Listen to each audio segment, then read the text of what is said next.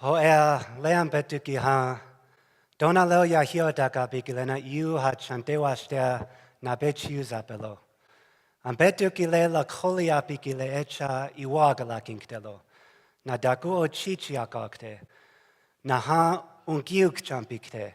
Do keske e chunk umpiuk ha iapi wanwa kana wo techila kile unyuki nipi na nakun wa kaya jaki ha yunaye wi chunkiak da huo. He echa ungich iunchabis ayelo. Good afternoon. My name is Peter Hill. I'm an educator and I am the language coordinator for Lakota Immersion Childcare. I work full-time within the movement to teach and revitalize the Lakota language. So that's kind of different, right? Unusual, quirky, niche, maybe even quaint. There's a diverse array of world changers speaking here at this event.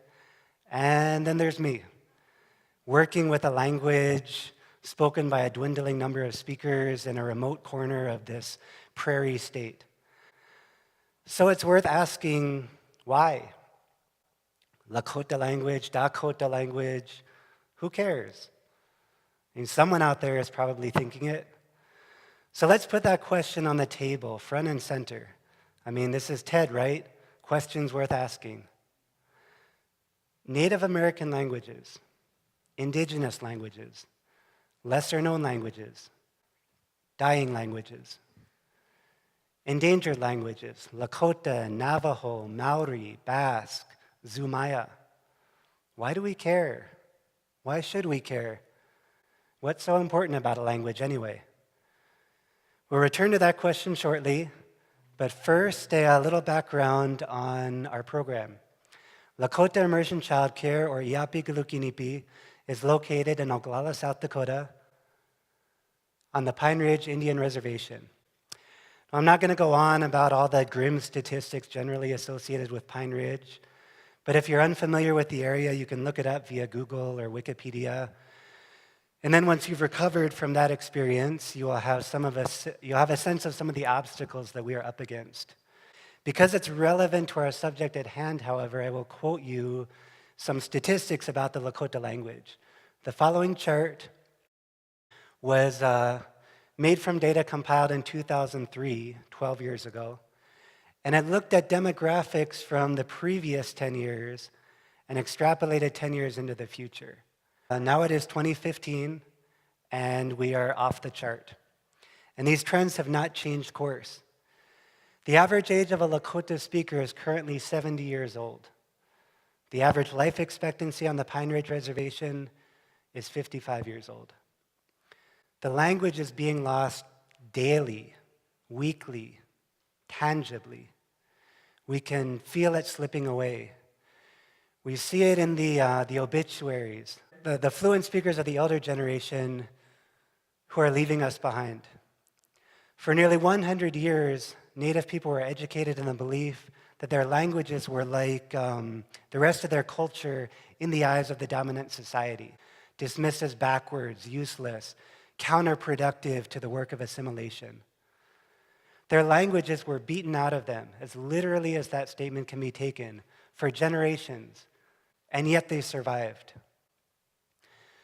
A language is at the core of a culture. It's the glue that holds a society together.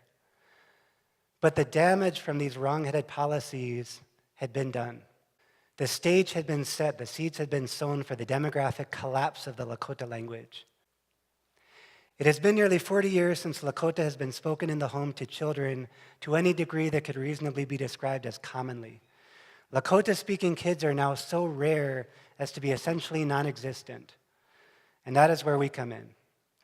In 2012, at the urging of friends, colleagues, and community members, I started a Lakota Language Immersion Daycare program. Like so many other grassroots ventures and startup endeavors, there's nothing particularly special about me. I was just the person who finally acquiesced, took a deep breath, and said, well, guess I'm doing this. I had 5 kids at the daycare, including my own daughter, and no other full-time staff for the first 9 months. The program was at my house, And it was the only language immersion daycare in all of Lakota country, and still is. Flash forward 3 years. We now have 20 children, 8 full-time staff, and an actual school building in Oglala, which we rent from a local community elder. We have an adult second language learner education initiative, dozens of Lakota learning videos and animated skits online, an ongoing line of Lakota language children's books, even a running team. We are a partner program under Thunder Valley Community Development Corporation, a locally based Lakota-run nonprofit spearheading amazing projects on Pine Ridge. Lakota Immersion Childcare is a diverse, multicultural endeavor, unified in the mission of revitalizing the Lakota language. We are Lakota people and non-Lakota allies, first language speakers and second language learners, grandparents and young adults. Our work is also constantly informed by best practices. What are the preeminent models of high-quality immersion education? What does the research show about educating children of preschool age? What are the best approaches to teaching literacy in a language immersion setting? What about Lakota cultural competency and Lakota thought and philosophy? These are questions we must ask ourselves every day. Many believe that the end goal of immersion education is to get the children speaking the language, but in reality, that's only the beginning. True immersion education teaches in the language, but also includes a fully diversified, challenging, and age-appropriate curriculum, math, science, language arts, all in Lakota. When our children eventually join the mainstream classroom, hopefully at 5th grade or above, if our long-term plans for expansion pan out, we want them to be at or above grade level in ability, more than ready to continue their education alongside their mainstream peers. In the end, we're not only trying to create Lakota language teachers for the future.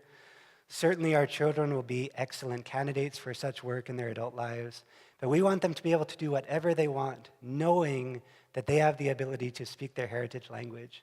That way they can pursue careers as Lakota-speaking architects, Lakota-speaking entrepreneurs, Lakota-speaking astronauts, in which their ability to speak Lakota is not what defines their aptitude for such work, but a core characteristic that no one will ever be able to take away from them. Thus, we seek to create well-rounded individuals rooted in their heritage and their Lakota community, with no future closed off to them. And why specifically use the language as a tool to create well-rounded, highly educated individuals?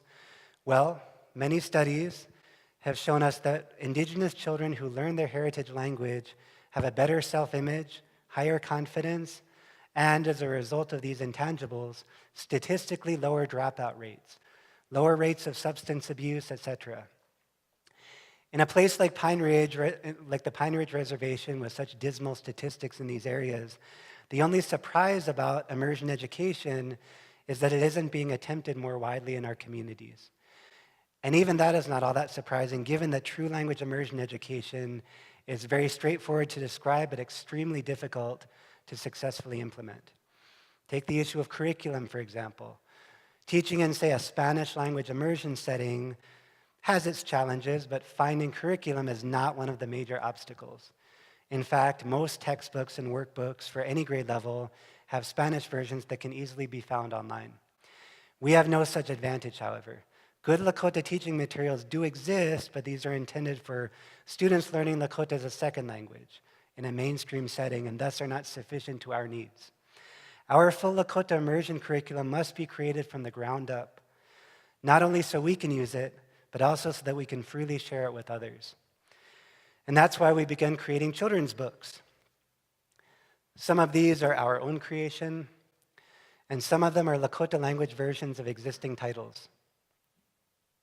We have also created Lakota curriculum materials, including tailoring existing resources to fit our program's needs. And most exciting of all, we are on the forefront of using technology as a vehicle for Lakota language revitalization. We have created numerous online teaching tools for children and for adult learners, adapted language learning apps for Lakota content, and created multiple video series, including animated skits, Shunka Wambaluha, Hekta Oma Khawaheha, Shinchbala wichayuha. Shinchbala shakbe wichayuha. And live action shorts. Chokoyach anagiha dokel shnaho trunhuo. Bark, bark.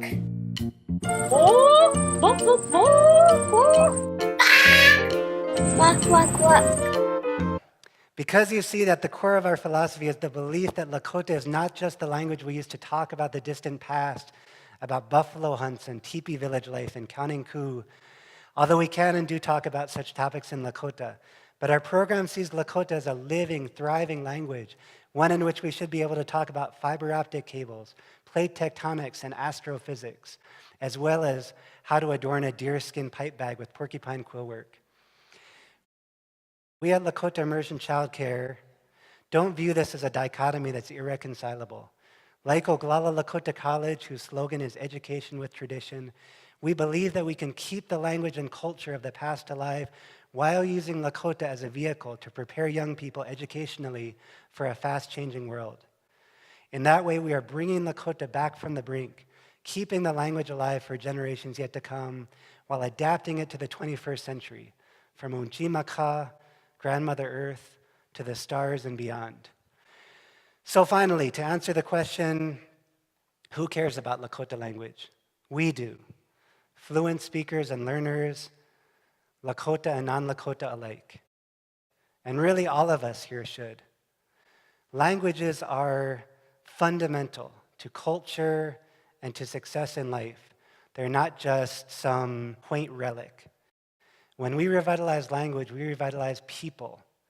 And so, for the children of our program and for all the youth of the Pine Ridge Reservation, for their identity and self-image, for their educational attainment, their links to their ancestral past, and their path into the future, we care and we work. Lakota iapiki nikdelo. Lakota will live. Wo pila tranka e chichiapelo. Thank you.